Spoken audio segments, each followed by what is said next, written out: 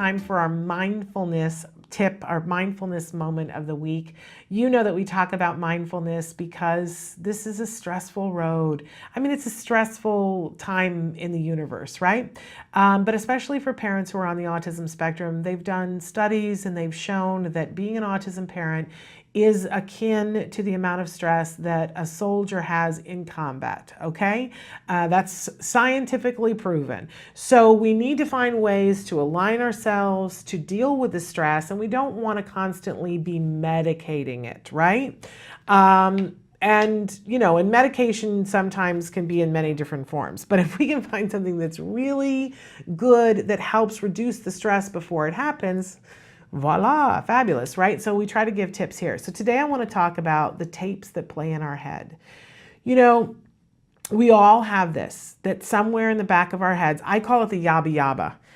The yabba yabba has something to say, right? To comment on, you know, you say something to somebody and then the yabba yabba goes, well, that didn't sound very smart. And I'm being nice. My yabba yabba says things that are much worse than that. But there's the little comment or the limiting beliefs that we have. And if we could hear each other's tapes, we would be horrified, absolutely horrified.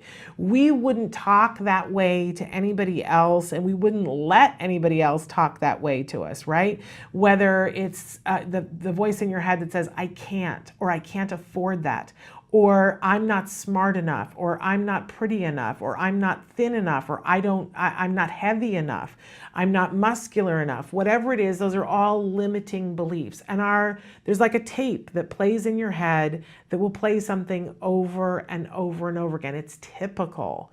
One of the things that I know a lot of autism parents, myself included, a tape that starts to play that is, you know, my life isn't like yours. I don't get to do the things I don't get to have the things you have because I have a child who's on the autism spectrum. My life isn't like yours, right? And it would just, in my head, that would play over and over and over again. And whether it's true or not, if you play a tape long enough, it becomes true. It becomes how you live your life. So I just want to put some mindfulness into you today. What's the tape that plays in your head that you don't need? What's the tape that plays in your head that is not serving you and your mission and what you want to do? And once you identify that, can you replace it? So my tape was, my life is different. I don't get to have because I have a child with autism. And eventually, when I was able to shut that tape up, and you can't just shut it up, right? You have to replace it. Just like with challenging behaviors with our kids, we can't just say, don't do that anymore. We have to replace it with something that's more functional. So what I replace that with is I get to do extra things because my child has autism. And you know, that was also true because my son got to go surfing with a professional surfer because he had autism.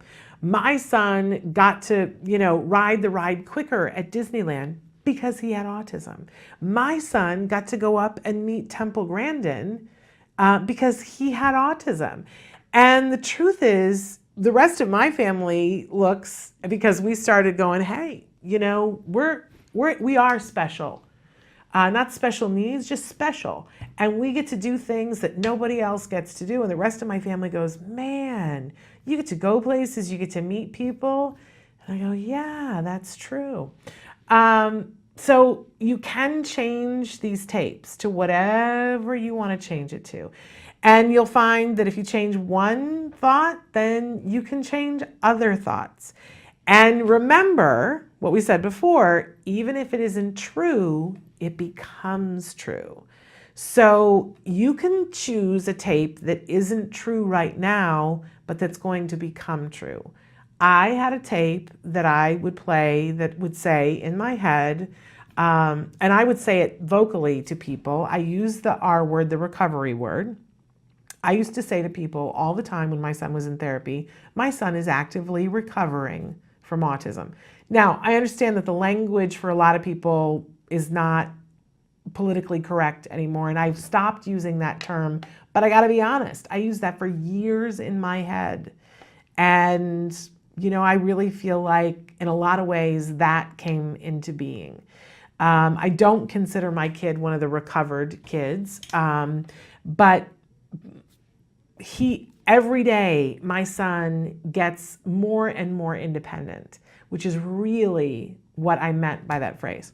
In any case, change the tape in your head and your life will change. Let that be your mindfulness tip for this week. Think about, what is the tape? What would I like it to be?